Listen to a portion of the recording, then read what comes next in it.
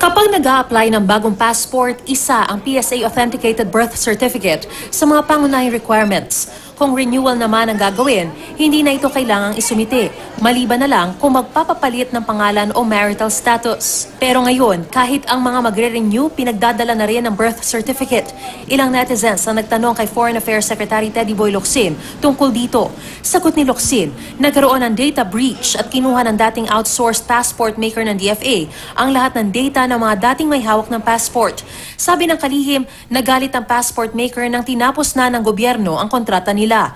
Wala na aniyang nagawa ang DFA para mabawi ang mga data na nakuha ng passport maker. Paliwanag ni Locsin, hindi naman daw lahat ng data ng mga passport holder ang nakuha ng passport maker, kundi ang mga data lang tungkol sa birth certificate. Siniguro naman ang kalihim na susolusyonan niya ang problema at hindi na ito hahayaang maulit pa. Ang National Privacy Commission gustong maimbestigahan ang nangyari. Ganito rin ang gusto ni Senador Franklin Drilon. Dapat daw sampahan ng kaso ang dating passport maker ng DFA dahil sa ginawa nila. Tumanggi namang magkomento ang senador kung dapat sisihin ang DFA sa nangyari. Sabi naman ni Senate President Tito Soto, nakakainis ang nangyari pero hindi naman daw dapat ika-alarma.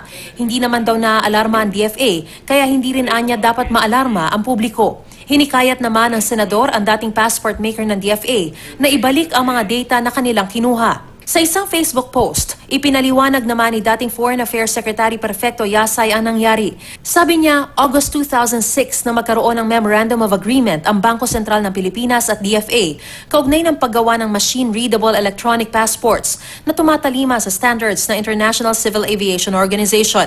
Nanalo sa bidding ng gobyerno ang kumpanyang Francois Charles Overthur Fiduciary na nakabase sa Makati City. Pero nitong 2015 at habang nasa ilalim pa ng kontrata ng gobyerno ang FCOF, kinuha ng DFA ang Apo Production Unit Incorporated bilang bagong tagagawa ng e-passport sa bansa.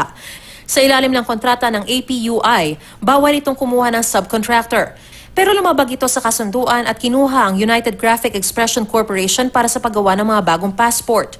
Noong February 2017, inutusan ni Pangulong Duterte ang DFA, Department of Finance at BFP na ibalik sa dati ang paggawa ng mga passport.